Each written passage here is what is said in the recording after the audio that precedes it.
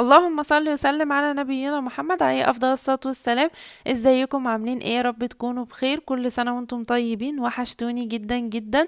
شكرا جدا على تعليقاتكم الجميلة، بجد بتفرحني جدا جدا. هتقولولي كل فيديو بتشكرينا، ايوه طبعا اقل حاجة بجد ان انا اقول لكم شكرا، لان تعليقاتكم بتفرحني بجد. وقناتي مش هتكبر غير بيكم، واتمنى ان تكون قناتي بتعجبكم وتتابعوني دايما. بالنسبة اللي بيقولوا لي مش بيوصلوا لهم اشعارات، في ناس كتير بتقول مش بيوصل لها اشعارات. في جنب كلمة اتأكدوا الاول ان انتوا عاملين اشتراك سبسكرايب، وتأكدوا في جنبها علامة جرس كده. في علامة جرس، بيكون في 3 اختيارات، الكل مخصصة عدم تلقي اي اشعارات. اختاروا كلمة الكل، هتوصل لكم الاشعارات بفيديوهاتي كلها اللي بنزلها. آه، المفروض ان انا كنت هنزل الفيديو ده امبارح، بس لما جيت فتحت كده اليوتيوب لقيت خبر وفاة اليوتيوبر ام زياد، اخت اليوتيوبر حمدي، قناة حمدي ووفاء. ربنا يرحمها يا رب ويغفر لها ويصبر اهلها واولادها. فبصراحة زعلت جدا، وكان قبلها لسه بيومين اللي هو الخبر برضو منتشر على السوشيال ميديا بتاع اللي هو الطفلة ريماس اللي بيقولوا عندها 6 سنين، وفي بيقولوا عندها 8 او 9 سنين، اللي هي من الدقهلية.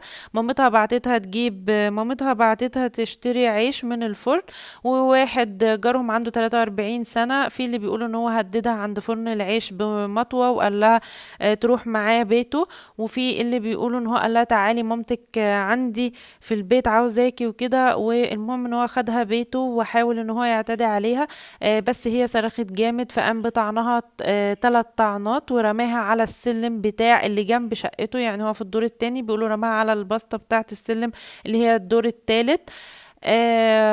فهنا ربنا يرحمها يا رب، ويصبر اهلها ويصبر مامتها. انا دايما يعني، وكان في من فتره اللي هو كان متحرش المعادي برضو، وكنت بصراحه ان انا عاوزه اتكلم يعني في الموضوع ده، او الواحد ينصح او كده. يعني هو ربنا يصبر اهلها، بس الواحد يا جماعة كل يوم على السوشيال ميديا بينزل قصص وحكايات كتير جدا من دي، وحالات اغتصاب وحالات قتل، في ما بيتقتلوش، في بيغتصبوا بس، في بيتحرشوا، في سرقة اعضاء.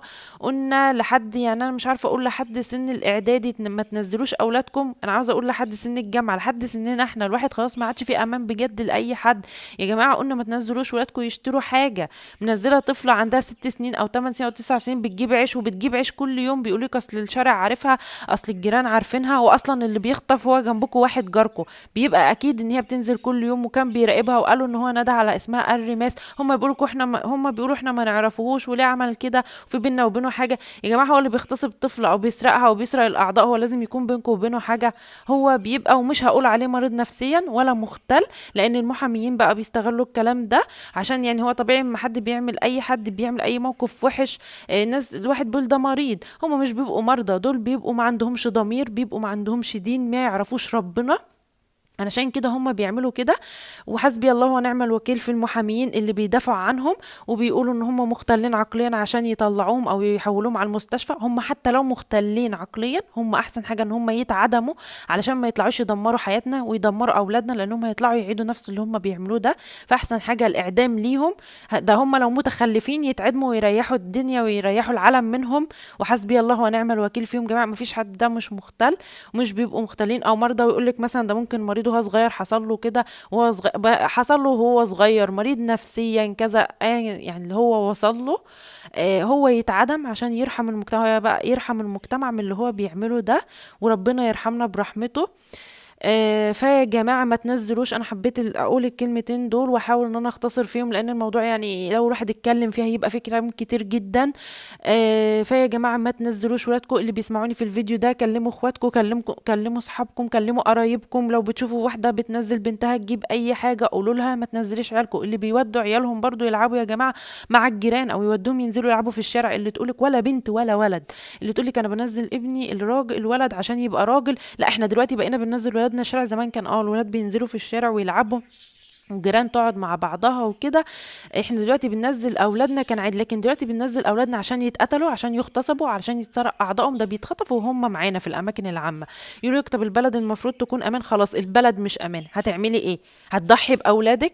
انت خلي بالك من ولادك. الجيران، طب ما هو انتوا لما البنت اتاخرت شويه راحوا سالوا الجيران، الجيران قالوا لهم احنا شفناه كان معاه، كانت في ايده، والبنت هي الطفله اللي بتلعب معاها قالت لهم انا شفتها وهي طالعه فوق هنا معاه، وهم عرفوا المكان من طفلة صغيرة. طب انتوا كده خدتوا ايه من الجيران؟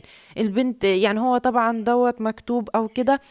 انت اللي بتخلي بالك من اولادك، ودايما ادعوا ان ربنا يحفظ اولادنا. ودايما يا جماعة، ومش بس ان احنا ما ننزلش اولادنا، لا، لانهم اكيد لازم هيخرجوا انهم يروحوا درس، انهم يعني الواحد مش عارف يعمل ايه او يقول ايه، ان هو اللي يوديهم. بس وعوا اولادكم ازاي لو حد اتحرش بيهم في المدرسه، لانه اكيد بيروحوا مدرسه حتى لو بتكتك معرفه، حتى لو بحاجه، مع ان ما عادش في ثقه في اي حد.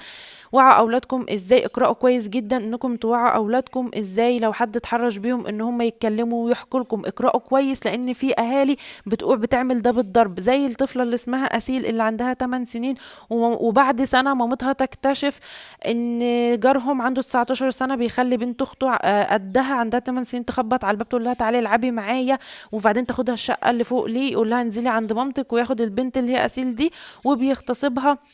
وبقاله سنة، والأم، وبعدين البنت تحكي لخالتها بعد سنة تقول لها بيحصل كذا، تقوم الخالة تحكي لمامتها انتي كنتي فين؟ بتسيبي بنتك بتلعب عند الجيران، حتى ما بتتصلش لما زميلتها بتيجي تاخدها وتطلع، انت طلعتي، انت ما طلعتيش، بنتي عندكم بتعمل ايه؟ ده الواحد يعني ده مش عند مامتك ولا عند اخواتك، يعني دول اكتر حد ممكن يبقى امان. تسيبيها وتكتشف بعد سنة؟ زي انا برضو الواحد من فترة في الشتاء، مازال لسه في ناس بتنزل اولادها يلعبوا في الشارع وبيسيبوهم في الشارع.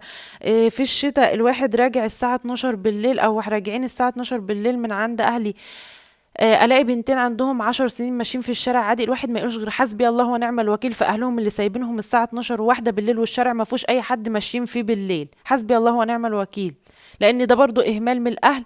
احنا نقول ربنا يصبر كل ام ويصبر كل يعني يصبرهم او كده، بس الساعة 12 بالليل سايبة طفلتين ماشيين عندهم 10 سنين في قلب الشارع. لما شفت المنظر ده، يا جماعة قولوا اللي تعرفوهم كلهم، يعني كلموا اهلكم، اي حد بتشوفوه بيعمل كده قولوا لهم ما تسيبوش، ما عادش فيه امان. والسوشيال ميديا مليان حوادث، وكل مدى الحوادث دي اكتر واكتر. دول الكلمتين اللي انا حبيت اقولهم. وكمان وعوا اطفالكم لو حصل لهم تحرش او اي حاجة، يتعلموا ازاي ان هم اولا ان انتوا تعرفوا يحكوا لكم وما يخافوش منكم، كمان ان هم يعرفوا يدافعوا عن نفسهم ازاي، لان خلاص الموضوع ده بقى صعب. وما تنزلوش اولادكم يجيبوا اي حاجه، في حاجه اسمها دليفري، في جوزك يجيب لك، في اخوك يجيب لك، في انت تنزلي تجيبي، ما كانش اي حاجه من دي، ما تعمليش الحاجه اللي انت عاوزاها اصلا، ولا تنزلي ولادك، ولا تضحي بيهم ان هم يرجعوا مقتولين او مغتصبين او يتسرق اعضائهم او كل الكلام ده. دول الكلمتين اللي حبيت اقولهم، ان اي قناه عندها تتكلم في الموضوع ده وتوعي الناس، اي حد يعرف حد يكلمه ويعملوا توعيه للناس ويعرفوهم، لان ما زال في ناس لسه لحد دلوقتي بتستهون بالموضوع، بتودي يلعبوا عند الجيران، وبتودي وبتنزلهم يلعبوا في الشارع، وبينزلوا عيالهم يجيبوا حاجات وكده. ودايما ندعي ان ربنا يحفظ اولادنا، وربنا يسترها بجد بجد، لان يعني كل الاطفال اولادنا، كل الاطفال اولادنا. الواحد قلبه بيوجع لما بشوف قصص من دي، وبيقعد يعيط وبيخاف على اولاده ومبقاش عاوز يخرجهم من البيت، بجد حاجة صعبة جدا. يا جماعة انتوا بتنزلوا ولادكم معتقدين ان انتوا ولادكم رايحين وراجعين، ولادكم بيبقى عليها 100 عين وهي نازلة، عين حد بيحقد، عين حد بيحسد، و100 عين شايفاهم، وعين اللي بتراقب عشان تغتصب واللي يخطف. ولادكم عليها 100 عين اما بتنزل الشارع، مش انتم بس يعني نازلين وهو يرجعوا تاني. خلي بالكم من ولادكم، ما تنزلوش ولادكم، وعوهم يدافعوا عن نفسهم ازاي، وادعوا لهم ويعني وربوهم كده تربية، ان هم يعني يعني يربوهم كويس، ان هم يحبوا ربنا ويبقوا عارفين، وان هم يصلوا، علشان ربنا هو الحافظ بجد في الاخر. هو مفيش حاجة غير احنا ندعي، ندعي لولادنا ان ربنا يحفظهم ويجعله في حفظ. هحاول بقى ادخل هنا كده في الفيديو. هنا انا كنت عاوزه انضف البوتاجاز بتاعه تنظيف عميق، شايفين كده دي بتاعه الشيش طاووق. هنا لا المكان، لو عندكم مكان زي اللي انا كنت بعمل فيه بتاعه الشيش طاووق دي، بنلف عليها منديل كده. لو عندكم المكان ده في البوتاجاز بتاعكم ما بتعرفوش توصلوا له ولا بالليفه ولا بالسلك، فبنبدا ان احنا نعمل كده بتاعه الشيش طاووق والمنديل. انا كنت رشه فيها اللي كان عليها اسود ده، انا رشه اللي هو سترس مذيب الدهون، عشان يطلع لي اي دهون موجود، اي دهون موجود فيها او حاجة. فكنت رشاه وبعدين بدأت اعمله، وبعدين بنبدأ نعمل كده باللي هو العيدان الشيش طاووق دي. بتبدأ ان انت تحطي عليها منديل تلفيه عليها وتحطيه كده في المكان ده، لان بيبقى صعب. يعني في ناس كتير بتقول ما بنعرفش نوصل له او ننضفه كويس ازاي، فعلا بيلم دهون كتيرة جدا. يعني أنا الاسود اللي كان على المنديل ده، ده اللي هو السترس، عشان لما دوب هو كانش فيها غير دهون كده بسيطة. انا بعملها على طول، بس بقى يعني بقى اعمل كده على طول، بس من غير ممكن ما ارش من غير ما ارش مذيب دهون ولا اي حاجه. يعني انا عشان بغسل اصلا البوتاجاز، يعني انا مثلا لو حاطه شوربه وعاوزه احط رز، شلت حله الشوربه وموقعه شوربه مثلا او صلصه وموقعه، انا بغسل بمسح بين كل اكل مثلا وانا بعمله. لو بستعمل بقى كل العيون او كده بستنى بقى طبعا في الاخر وبمسح كله.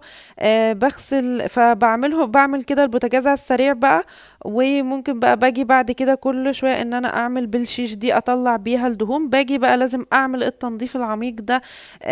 بعمل بقى التنظيف العميق ده، بتكوني بقى محتاجة ان انت تعملي الحتت اللي مش بيوصل لها الليفة مش بيوصل لها الليفة والسلك وكده، بتبقى حتت كده صغيرة بتعوزي بقى ان انت تعمليها بالشيش دي، بالعيدان الشيش. وبعمل بقى اللي هو وبعدين بغسل برضو الحوامل عندي بغسل الحوامل عندي على الحوض. بس الحوض بتاعي صغير، ما بعرفش اتحكم فيهم ومش بينضفوا كويس قوي. بحس ان بيبقى عليهم دهون، حتى لما بحط سترس ده لا مش بحسه بينضفهم قوي زي ان هو بينضفهم، يعني بيخلي الدهون اللي عليهم تروح زي لما بعمل اللي هو النقع اللي انا عملته، اللي هو عبارة عن ايه بقى اللي حطيت فيه الحوامل في البانيو علشان البانيو ياخدهم وكده، لان الحوض عندي مش كبير. بنحط مية سخنة، ما تكونش مية عادية. المية السخنة بصوا بتطلع الدهون بسرعة جدا وحلوة جدا. فيها معلقتين كبار بيكربونات الصوديوم، فيها معلقتين كبار ملح ليمون، ومعلقتين كبار ملح ليمون وفيري او بريل، وبتسيبيهم يتنقعوا في المية السخنة. نفس القصة العيون برضو والمفاتيح بتاعة البوتاجاز. شوفوا المفاتيح برضو لازم ان هي تتشال، لان مثلا ممكن يبقى ايدك مكانه اكل وانت بتعملي. ممكن بتلاقي بصوا اي حاجة حوالين البوتاجاز لازم تلاقي فيها دهون، تلاقي صلصة مطرطشة، تلاقي الاكل عامل البخار مش عارفة ايه. فبنقع العيون وكل ده برضو في المية السخنة. يعني اللي بتجرب المية العادية دي عبارة هي يعني العيون دي منقوعة فيه ميه سخنه وبيكربونات الصوديوم وملح ليمون وبريل، وبتسيبيهم شويه. انا عندي العيون يعني غير الحوامل شويه، الحوامل بتجمع او كده مش بعرف ان انا انضفها. العيون صغيره فعادي بنضفها على الحوض، بتحكم فيها عادي. يعني حتى انا لو مش نقعاها، مجرد ما بغسلها اللي عليها ده اصلا اسود، يعني مكان الاستعمال اللي هو الطبيعي. يعني مجرد ما بدعكه كده بالسلك حتى لو مش منقوعه بيطلع، يعني مش دهون عندي القويه اللي بتبقى ماسكه. لكن عندي الحوامل علشان طبعا بتعوز ان هي تدعك او كده وبتبقى فيها الدهون. بحس يعني هي اكتر ممكن اللي تعوز تتنقع عندي اكتر، عشان مش بعرف اتحكم فيها كويس على الحوض.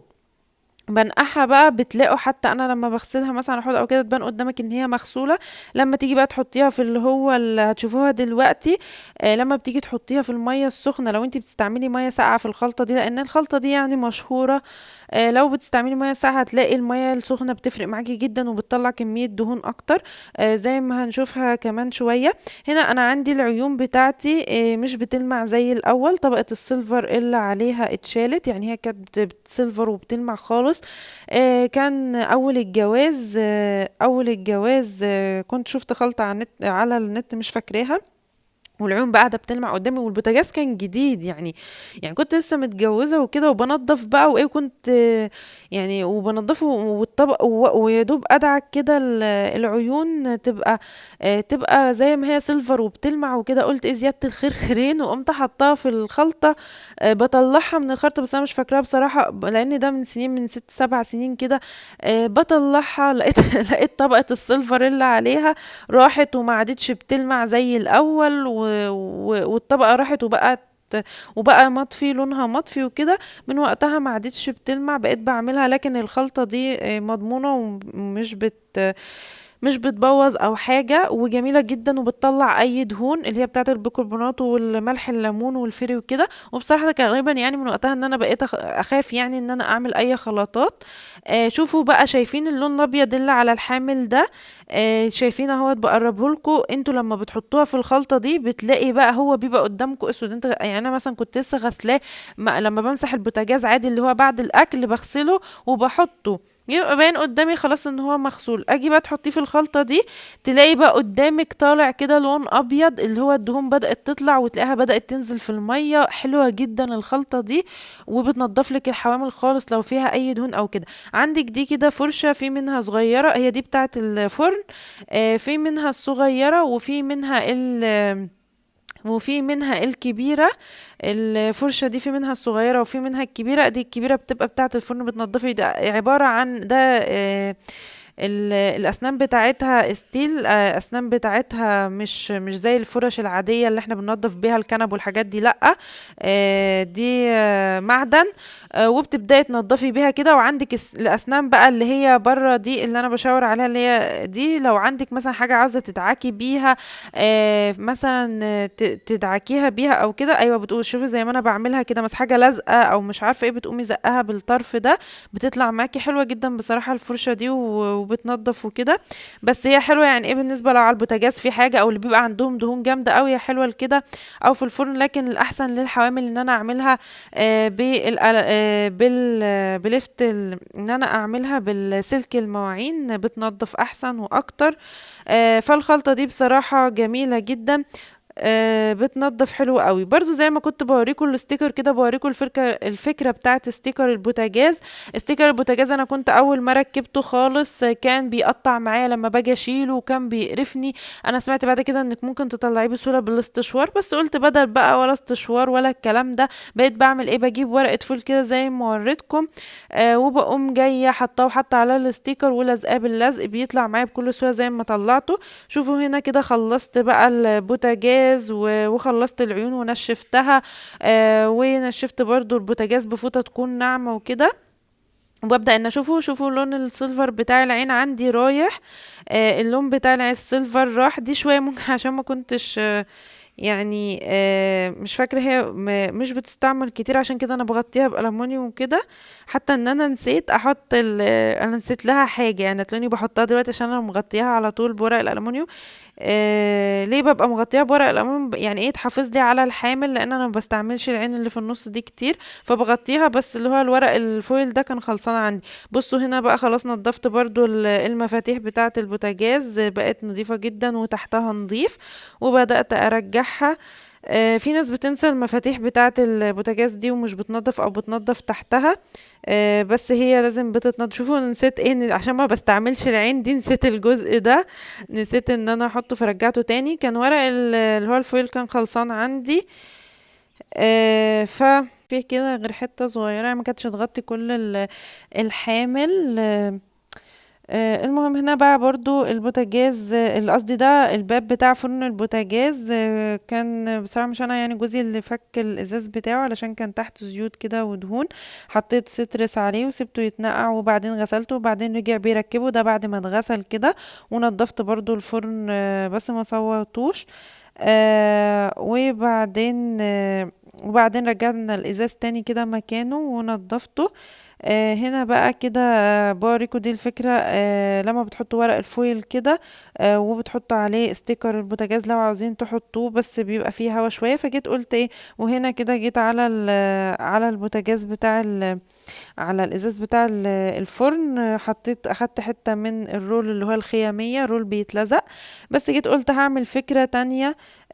بدل ما هجيب بقى ورق فويل والزق عليه الرول بتاع الخيامية او الستيكر بتاع البوتاجاز، لا، هجيب الرول كده، ومش هشيل من عليه الورق خالص، هسيبه زي ما هو. ابدأ اخد المقاس بتاع الازاز كده بتاع البوتاجاز، وجيت كده بشيكرتون بلزق عريض، لزقته من الطرف ده ومن الطرف ده، وهقوم لفاه حوالين البوتاجاز، واقوم حاطه لازقه الستيكر من هنا ومن هنا على الازاز بتاع البوتاجاز. شوفوا ولا في هوا ولا اي حاجه. وبعد ما ولما اجي اشيل واحب احط واحد تاني، هقوم جايه شايله اللزق من هنا وشايلاه من الجهه دي، وبكل سهوله، ولا بقى يقطع معايا ولا اجيب استشوار واطلعه بيه ولا الكلام كله اللي بيحصل معانا ده. طيب بالنسبه اللي بيسالوني ايه اللي حوالين البوتاجاز ده، معروف اي حاجه حوالين البوتاجاز بتعمل دهون وبتبهدل الدنيا. واللي ورا ده انا على فكره شديت البوتاجاز ونضفت حواليه ومسحاه وكده، بعمله كده على طول، بس برضو ما صوتوش. اللي حواليه دوت عبارة عن ألمونيوم، بيكون ورق فويل تخين كده وعريض، بيجي بالورقة ب10 جنيه أو ب15 جنيه